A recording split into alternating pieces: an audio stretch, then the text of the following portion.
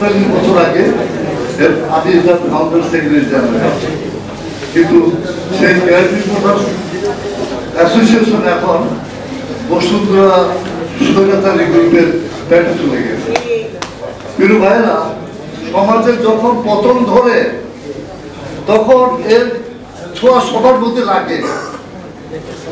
আমরা সাংবাদিকরাও এটা থেকে মুক্ত না।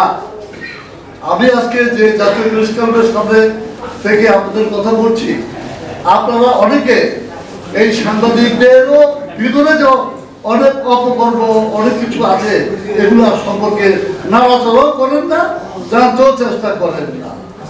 বাংলাদেশে তারেক রহমান বেগম জিয়াকে কটূক্ত করে যিনি লেখে কথা বলেছেন, সেই বসুন্ধরার চেয়ারম্যান সাহেব যিনি বলেছিলেন মৃত্যুর আগ পর্যন্ত আমি শেখ হাসিনার সঙ্গে থাকবো, তাকে বাঁচানোর জন্য এই জাতীয় প্রেস ক্লাবের সম্মানিত সভাপতি এবং জাতীয়তাবাদী সাংবাদিকদের একজন নেতা বিএনপির নামধারী জনাব কাদের বলি চৌধুরী সেখানে চাকরি নিয়েছে।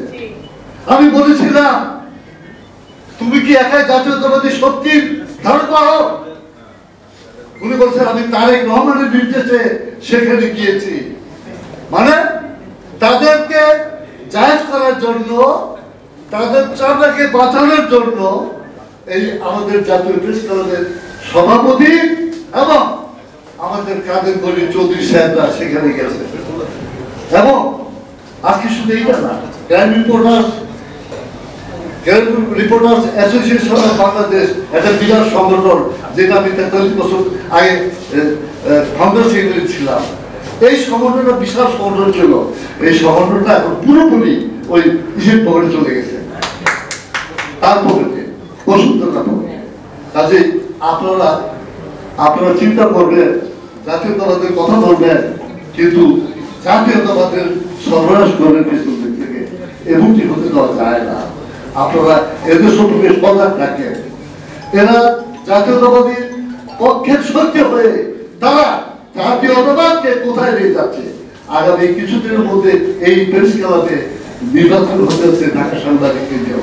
শুনতে পারলাম এখানে আমাদের জাতীয়তাবাদী শক্তির পক্ষে জনাব কাদের বলি চৌধুরী সাহেব জামায়াতের পক্ষে কাজ করছে।